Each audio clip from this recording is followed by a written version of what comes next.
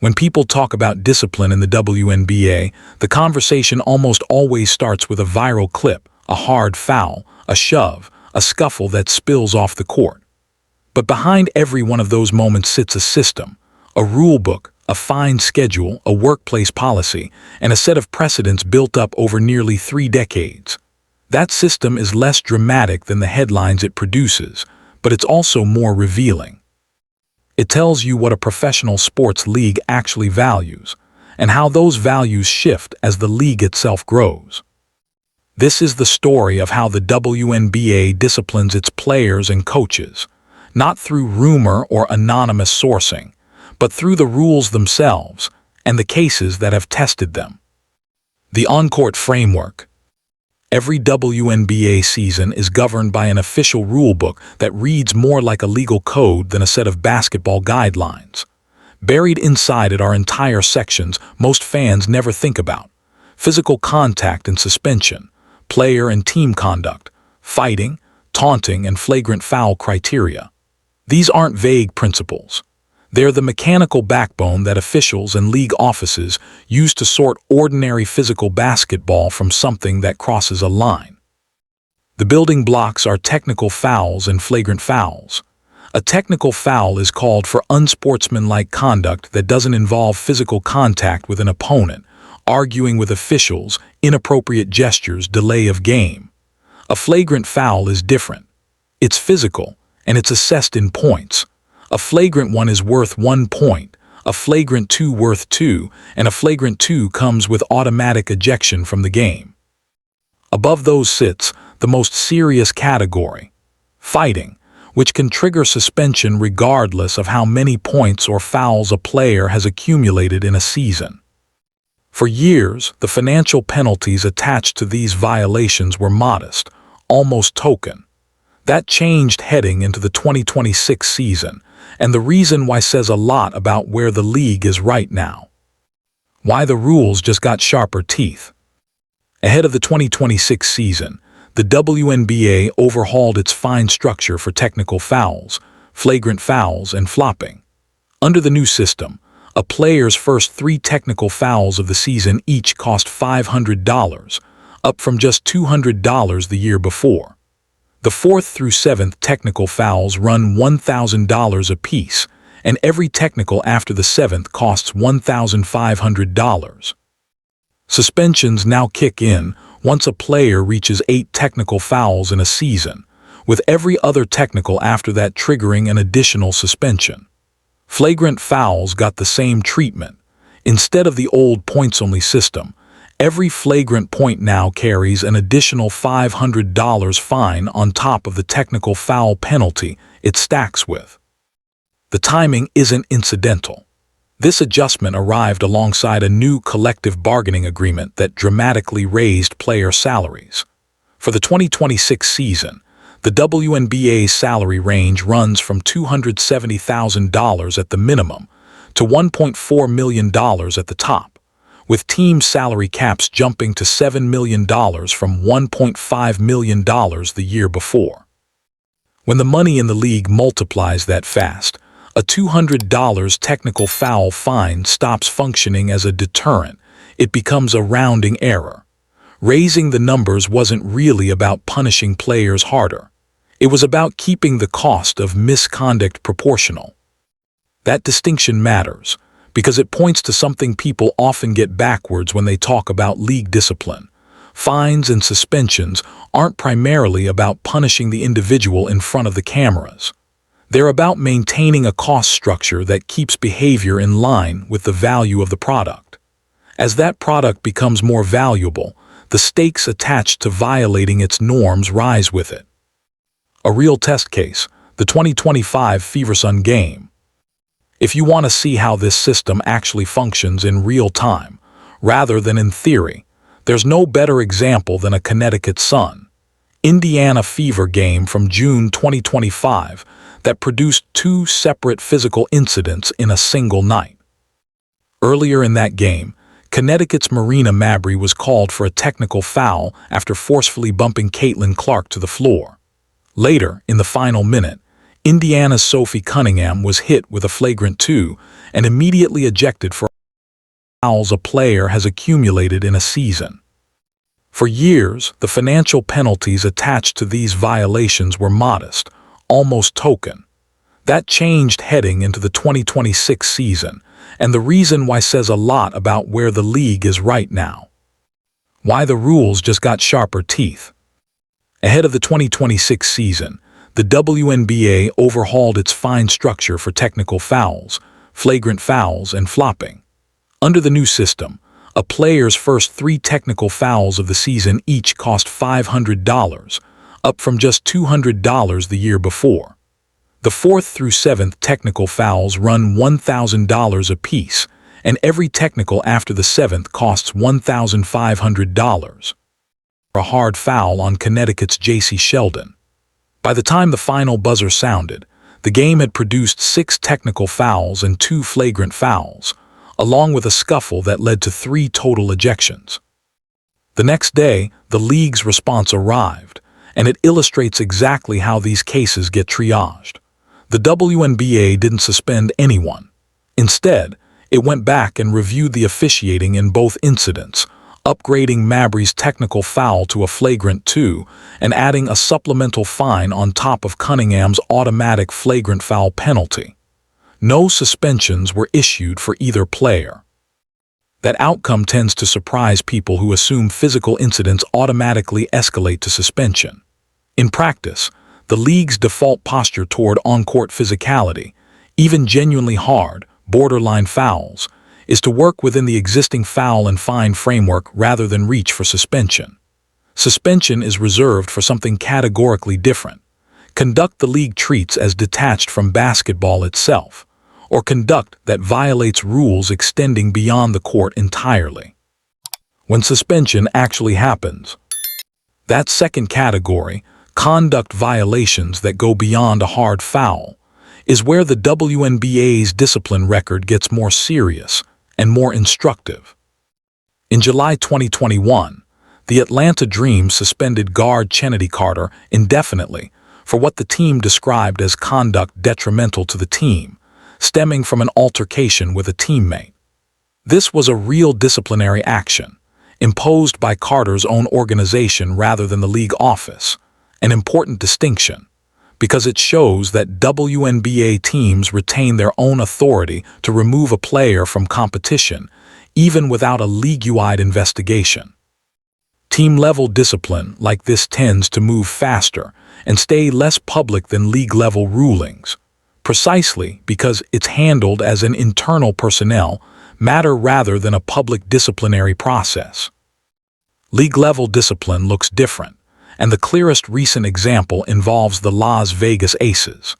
In 2023, following a complaint filed by former Aces forward Becky Hammon, the WNBA opened a formal investigation that ultimately included interviews with 33 people and a review of numerous texts, emails, and other internal communications.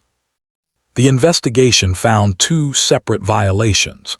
The team had made impermissible promises of benefits during contract negotiations with Hammon, and head coach Becky Hammon had made comments to Hammon in the wake of her pregnancy that violated the league's respect in the workplace policy.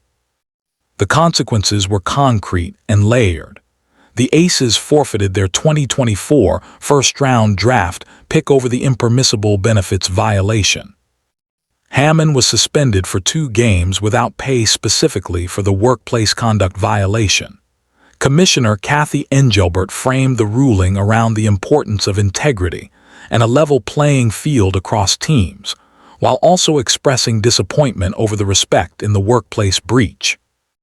In the aftermath, the league committed to revisiting its workplace conduct training across all 12 teams, with Engelbert specifically noting that guidance for coaches needs to account for the particular sensitivities of a women's league. That case matters because it shows the 2 separate tracks the WNBA's discipline system actually runs on.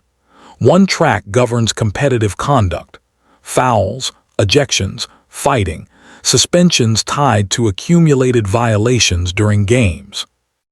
The other governs workplace conduct, how coaches, executives, and organizations treat players as employees, with its own investigative process, its own violations, and its own penalties that can hit a franchise's draft capital as easily as an individual's paycheck. The respect in the workplace policy. The Becky Hammon case put a policy most fans had never heard of into the public eye: respect in the workplace. It exists precisely because WNBA players are, first and foremost, employees, and the league, like the NBA before it, has had to build formal infrastructure for handling workplace misconduct the same way any large employer does. The broader context here isn't unique to the WNBA. Its parent organization, the NBA, set up a confidential hotline back in 2018 for league and team employees to report workplace misconduct, after reporting exposed a hostile environment inside one franchise's organization. The memo announcing that hotline explicitly framed respect and integrity as core values that had to be reflected in the actual day-to-day culture of team workplaces, not just stated in a mission document. The WNBA's own respect in the workplace framework descends from that same institutional lineage, adapted for a women's league with its own particular pressures: pregnancy discrimination, gendered scrutiny, and workplace dynamics that don't map cleanly onto the men's game. The new WNBA collective bargaining agreement, reached in 2026, pushes those protections further. It requires teams to obtain a player's consent before trading her while pregnant, a direct response to the unresolved tension from the Hamby situation, and it raises life insurance coverage for players substantially, while adding paid leave for non-birthing parents and travel accommodations for players' young children. None of this shows up in a highlight reel, but it's arguably a more significant marker of how the league defines acceptable conduct than any single suspension. Fan conduct gets the same treatment. Discipline in the WNBA isn't limited to players, coaches, and executives. The league maintains a formal fan code of conduct built around what it calls a no space for hate standard. Arena staff are trained to intervene in real time, and fans who violate the code face consequences ranging from ejection without refund to revocation of season tickets and bans from future games, with local law enforcement involvement possible in serious cases. This is worth including precisely because it's easy to think of WNBA discipline as something that only happens to players. In reality, the league has built parallel enforcement structures for everyone inside the arena. Players are bound by the official rulebook and respect in the workplace policy. Teams and executives are bound by league investigations into workplace and competitive violations, and fans are bound by a code of conduct enforced by arena staff. The common thread across all three is the same. As the league's visibility and revenue have grown, so has its willingness to formalize and enforce standards that used to be handled informally, if at all. The bigger picture, growth and governance. None of this exists in a vacuum. The WNBA's discipline system has hardened at the exact moment the league's finances have transformed. Team salary caps for 2026 are more than 4 times what they were the year before. A new 7-year collective bargaining agreement, reached only after a contentious negotiation between the league and the Players Association that came close to producing a work stoppage, locks in years of continued salary growth, revenue sharing, and expanded player protections. When a league's economic stakes rise that quickly, its governance tends to follow the same trajectory. Fine schedules that once looked almost symbolic get rewritten to actually matter to players earning 7 figures. Workplace investigations that might once have stayed quiet get formal processes, outside interviews, and public findings. None of this is about punishing individuals for the sake of headlines. It's about a business protecting the value of what it has built, the same evolution any fast-growing organization goes through as the cost of getting things wrong increases. It's also worth being honest about the limits of this system. The 2025 Feversun game is a useful reminder that hard, headline-generating physicality does not automatically trigger suspension. The league's actual practice, at least in that instance, was corrective fine and foul review rather than escalation. Suspension, at both the team and league level, tends to be reserved for conduct the WNBA treats as fundamentally separate from competitive basketball. Interpersonal conflict inside a locker room, workplace misconduct toward a player, or violations of the rules governing how teams manage contracts and benefits. Where this leaves the league. The WNBA's discipline apparatus, when you look at it directly rather than through the lens of a single viral moment, is neither as toothless as critics sometimes claim nor as punitive as outrage cycles sometimes suggest. It's a layered system, an on-court rulebook with escalating fines now tied to real salary growth, a separate workplace conduct process built to handle misconduct between coaches, executives, and players as employees, and a fan code of conduct that extends the same standards into the stands. What's changed isn't the existence of these rules. Most of them in some form have been there for years. What's changed is the weight behind them. A $200 technical foul fine meant one thing in a league with a $1.5 million salary cap. A $1,500 fine means something else entirely in a league whose cap just quadrupled and whose players are, for the first time, negotiating for a real share of league revenue. The rules are the same shape they've always been. The stakes underneath them are not. That, more than any single suspension or fine, is the real story of discipline in the modern WNBA. A league writing its rulebook to match the size of what it's actually become. Don't forget to subscribe and turn on the notification bell so you never miss a video.